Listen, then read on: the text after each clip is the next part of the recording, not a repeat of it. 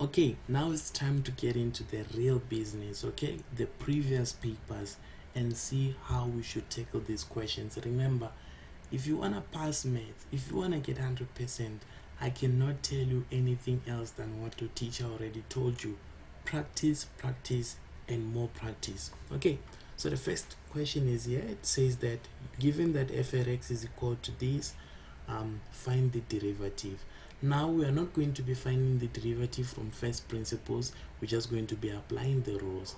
If a question wants you to use first principles, it's going to say it, okay? First of all, I will advise that you write this down and then try to solve it, right? And then check the solution with me here, right?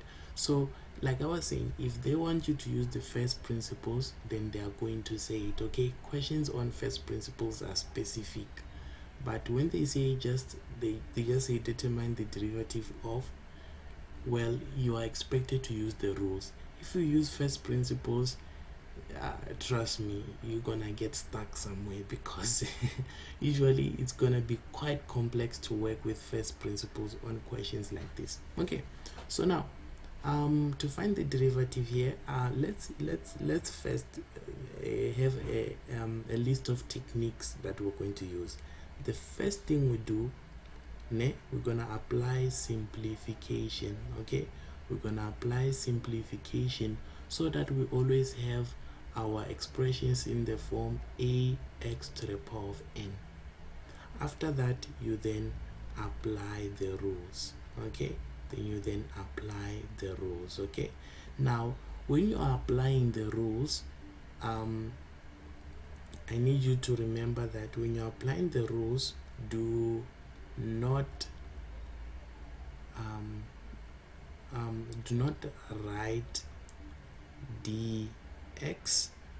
Then number two, you should write either f prime x or dy or dx, right, or etc. Okay, you should write those symbols that we use to represent the derivative. When you are simplifying, the story is the opposite. Okay, when you are simplifying, remember it's do not. When you are simplifying, do write dx, and then do not write dy over dx, f prime of x, etc. These are the two rules that we must know. Okay, so right now you might not maybe understand what am I saying, okay, but let me walk you through this problem so that you get what I'm saying. First of all, we have f of x is equals to that, right? Are all the terms in here in the form of a x to the power n? Are all of them in this form, meaning we have a number here, and then we have a number or a letter, and then we have an exponent? Well, yes. Check this one. I'm gonna check the first one.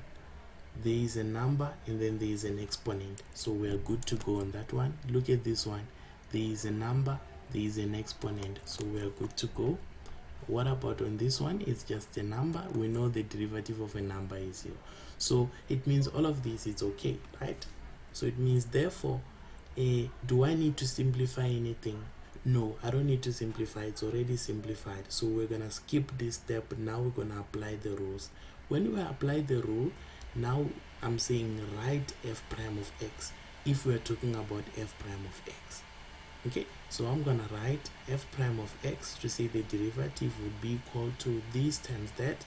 So I'm applying the rules. Whenever I'm applying the rules, I have to write this, then to the power of 2 minus 1 there, right? Remember, we say whatever is here times whatever is there, the exponent 2 times 2, and then the exponent minus 1. Okay, then here we're gonna say half multiplied by the exponent, which is 4, and then we say x, then we say the exponent minus 1. What about a number? The derivative of a number is just 0. So what is the answer? It's just 4x, and then here half times 4, that will be 2, and then we have x to the power 3, and then 0. So this is the derivative there. Okay, that is the derivative of f. Right, so for this question that was okay. Let's look at the next question. Now I want you to look at this one, right? As always, try them out and then we check the solution. So now we have 8.2.1. okay, so we have f at x is equal to that. The first thing we should ask ourselves is that, is it in this form, right? Are all the terms in this form? Look at here, we have a number, then we have an exponent. So for that one we are good to go, right? In fact, let me write it here. We have f at x is equal to negative 3x squared, and then we have plus 5 root x. Okay, so what I was saying is that we have a number, we have an exponent, we are good to go on that one. What about here? We have a number, then we have a radical sign. Then this one is not in this form of ax to the power n, so we have to simplify it first. Okay, and remember, when we are simplifying, do not write the derivative because you are simplifying. Do not write this. That's why I was saying don't write this, because you are simplifying.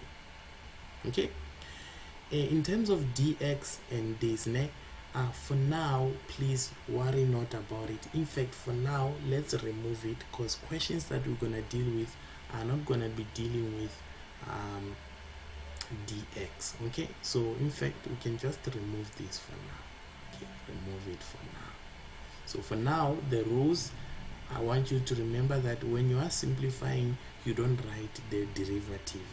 You only write the derivative when you're applying the rules. Okay, so here I'm gonna try and simplify this first. So I'm not gonna write I'm not gonna write this, because I'm not yet ready to apply the rules, because this is not yet in this form. Okay, so I have to first get it in that form, and then after that I will apply my rules. Okay, so please take note of that. So let's simplify. So to make it also easy for you to differentiate, as long as I'm simplifying, I'm gonna write it in yellow. When I start applying the rules, I'm gonna write the solution in white. Okay, so here I'm gonna say the first term is okay, but this second term here I'm gonna say plus 5, and then I say x, and then the root sign I remove it and put half. Okay, which law am I using? Let's remember which law is that. Remember that according to the said laws, the nth root of anything, any base to the power of m, this can be written as a, right? And then you say m goes on top, and then you say divide, n goes on the bottom. Okay, this is the laws of sets. Okay, so what does it mean? Let's say I have a cube root of x squared. I can write this as x, then I take the exponent, right? I write it on top, and then I take whatever is here, I write it as a denominator. So it becomes x to the power of 2 over 3. What if I have the root of a to the power of 3, right? So I'm gonna write a, right? Then remember this, the exponent becomes on top, so I'm gonna say 3 over, and then what is here? It's 2. Okay, so that's how we do it, right? Just as a last example, let's say you had square root of, right, this is square root of x to the power 9, right? So remember, to remove this radical sign, you're gonna say x, the exponent is on top as a numerator, and then here remember there is a 2. Even though they don't write it, there is a 2, so you're gonna say 9 over 2. All right, so I hope that is clear, right? That has reminded you of those things that we did back in grade 11, right? So here, as you can see, the exponent is 1. That is why I said 1 over 2. Remember, here there is a 2 even though we don't write it, so that's why I say 1 over 2. Now that it's like this, it's now in this form.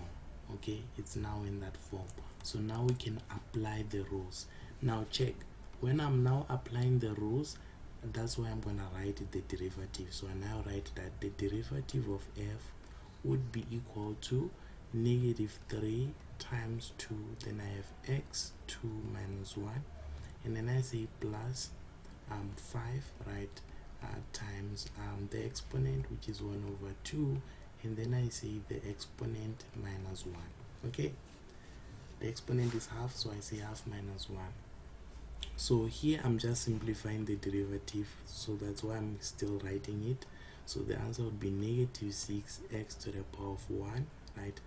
And then so we don't really write the 1, and then we have plus 5 over 2, and then x, half minus half, half minus 1, that will be negative half. So that's what you have there.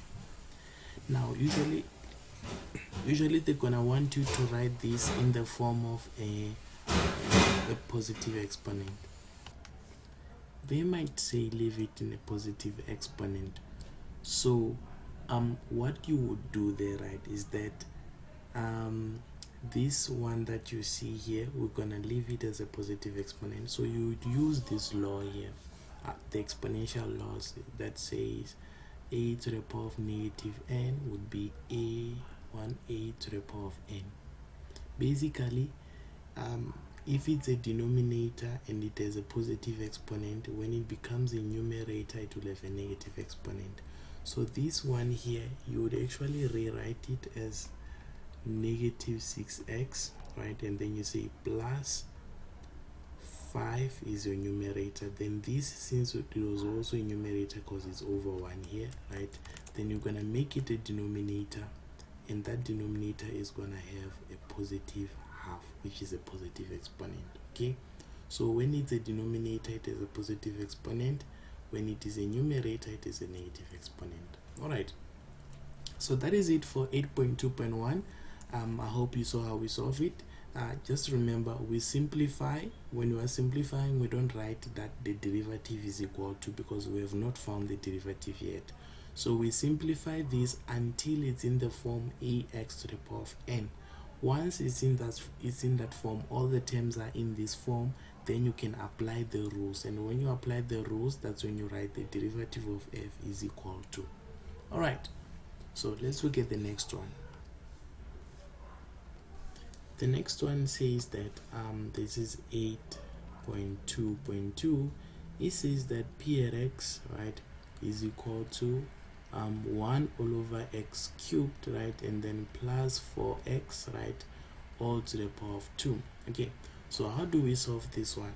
First of all, is it in this form? Well, it's not. It's clearly not. We have to simplify first, right?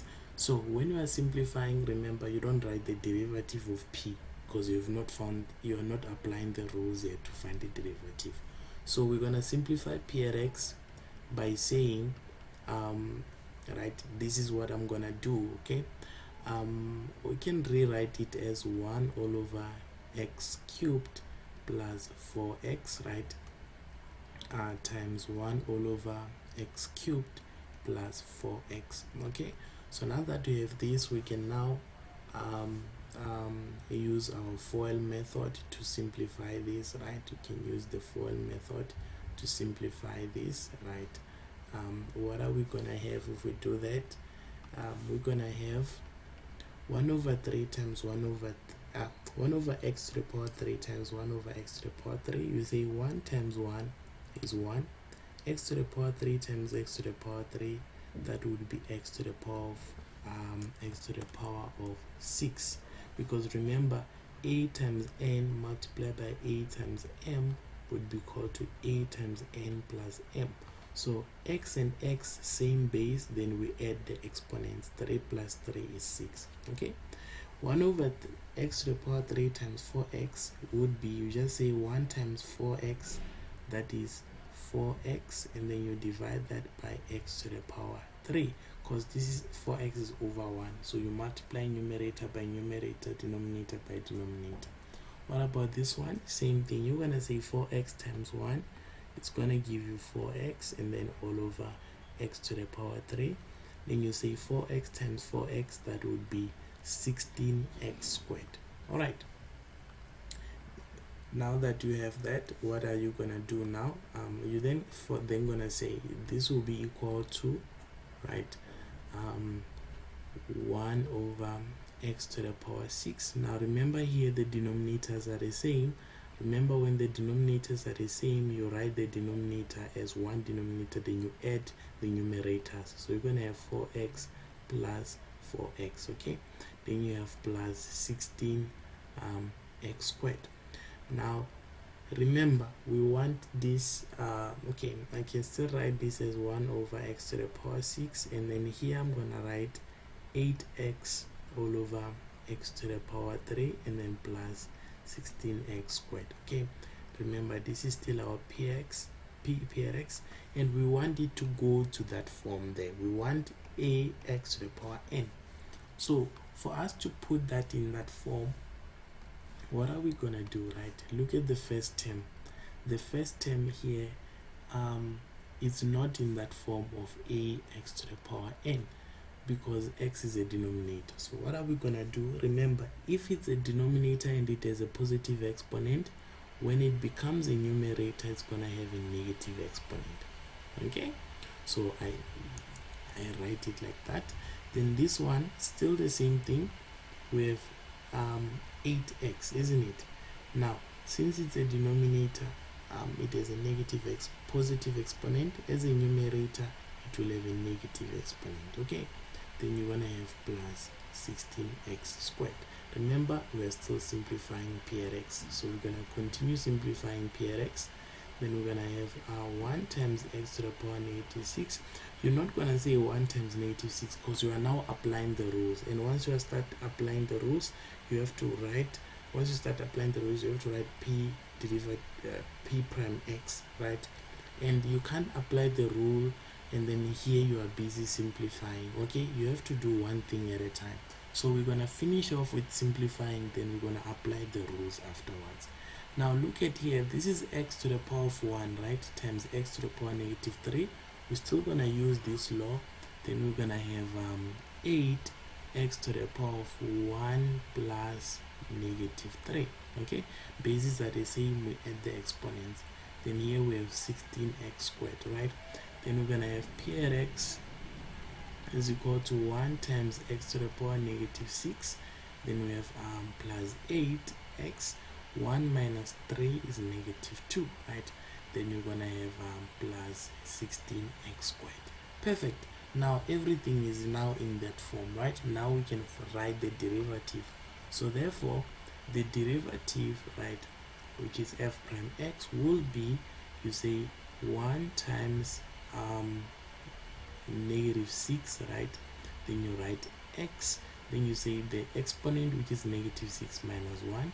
Then you say plus 8 times negative 2, right? 8 times negative 2. Then you say x, and then you say negative 2 minus 1.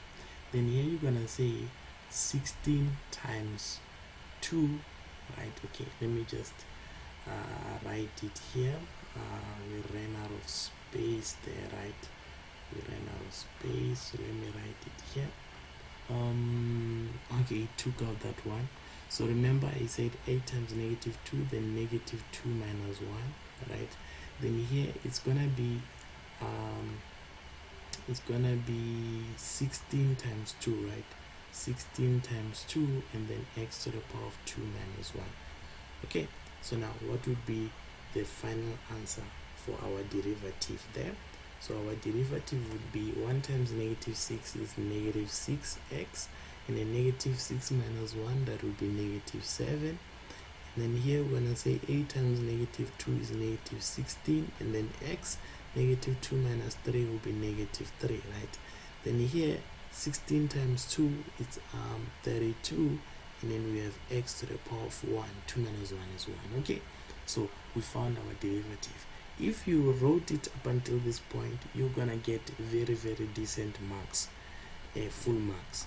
Now if they said they want you to leave the answer in a positive exponent, you're gonna say our derivative will be negative 6. Then remember, as a numerator it is a negative exponent. If you make it a denominator, it's gonna have a positive exponent. So it just changes the sign of the exponent. Then here you're gonna have negative 16. If you make it a denominator, it will be x to the power of what?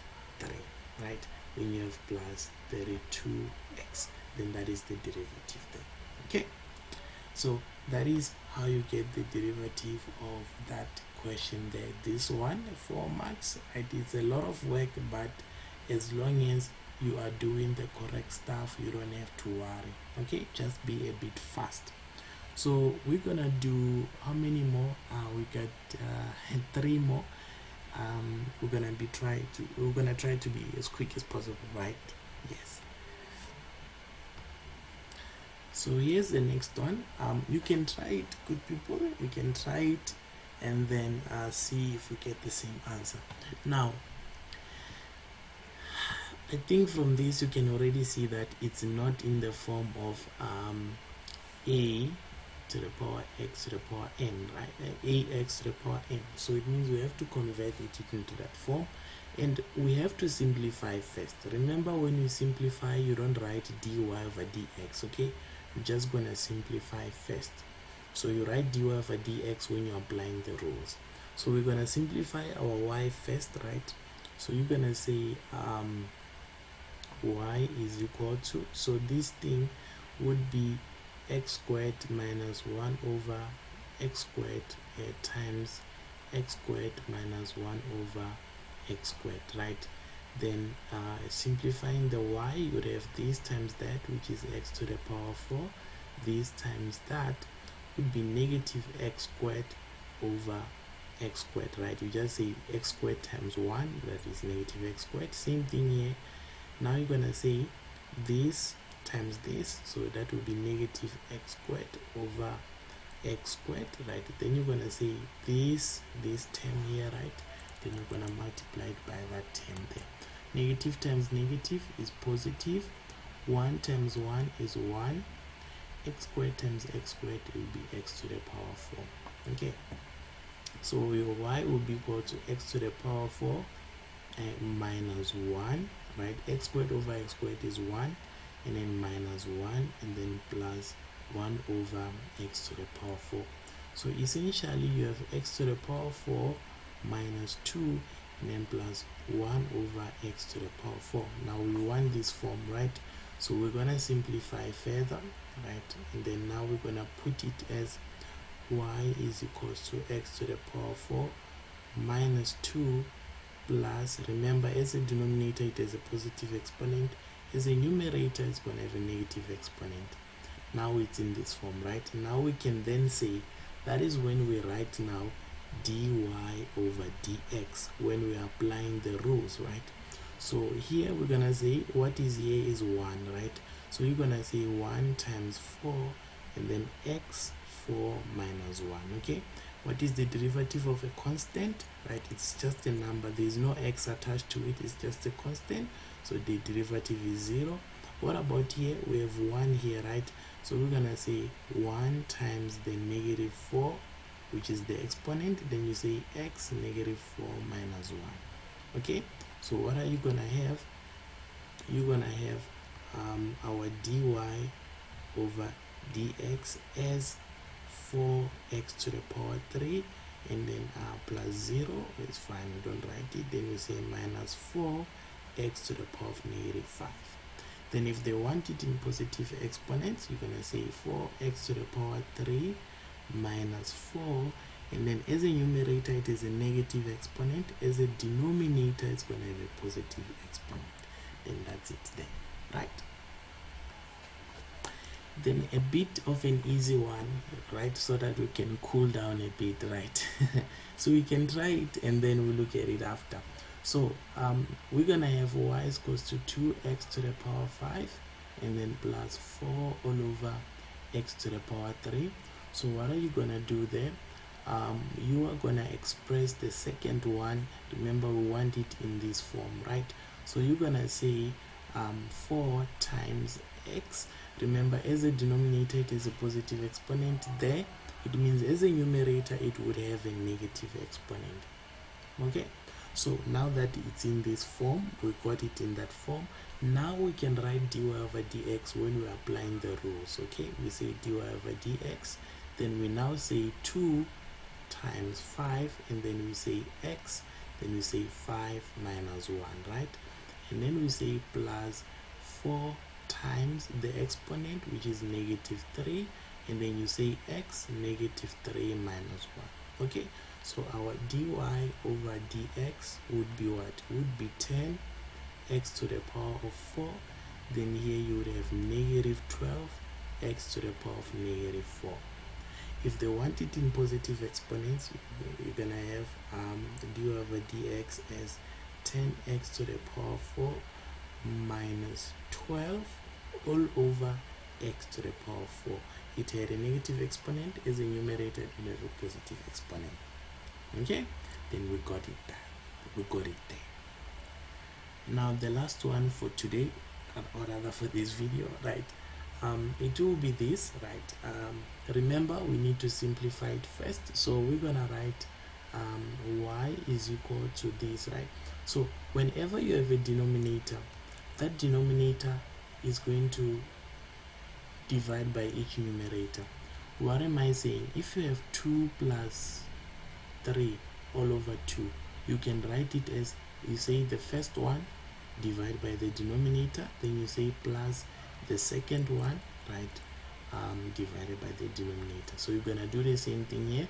You're gonna have 12x to the power 2 divided by 6x, then plus 2x divided by 6x, then plus 1 all over 6x. Okay, it's the reverse of what we said, that if the denominator is the same, remember, you're gonna take that and then you add the numerators. So it's like going in reverse.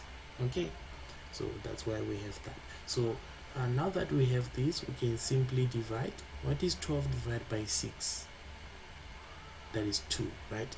And then you have x. Remember, now laws of exponents say a to the power of n all over a to the power of m would be a to the power of n minus m, meaning you say the one that is on top, the exponent, minus the one on the bottom, if bases are the same. As you can see, you have x and x, bases are the same.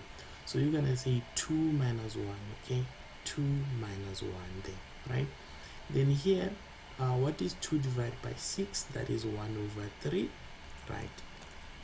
That is 1 over 3. Then you have x divided by x is just x to the power of 1 minus 1, or they just cancel out. Okay, then here you're gonna have plus 1 over 6. It was a denominator and had a positive exponent. As a numerator, it's gonna have a negative exponent. Okay, so now that you have this, you're now gonna write it as 2x, right? 2 minus 1 is 1. Remember, I'm not applying the rules here, I'm just using laws of exponents to simplify so that we go into the form, in this form, ax to the power n. Alright, so here I have plus 1 over 3 and then x to the power 0, which is just 1. Okay, so I'm just gonna remove it then, okay, because it's just equal to 1 either way. Then here I'm gonna have plus 1 over 6 x to the power negative 1. Now that it's in this form, ax to the power n, I can apply the rules. Now I can say dy over dx because I'm going to be applying the rules. Now I'm gonna say here, if the exponent is 1, do you remember what do we do? You just take the number in front. The derivative is 2. This one is a number. What is the derivative of a number? It's 0. What about here? You're gonna have 1 over 6 times negative 1. Then you say x, then you say negative 1 minus 1. So dy over dx would be what? It would be 2, and then here you would have negative 1 over 6 x to the power of negative 2. Now if they want it in positive exponents, you're gonna say 2 minus 1 over 6, 2 minus, you say 1, then you say divide, then you say 6, then you take this to the bottom and then you give it a positive exponent, because it has a positive here, a negative here, it would have a positive there. So that is it. That is how you solve differentiation rules. I hope that was very helpful. And then we are now going to talk about just the last method for differentiation rules, which is this one, which I have not mentioned before. We're gonna look at that just before we go to graphical approach.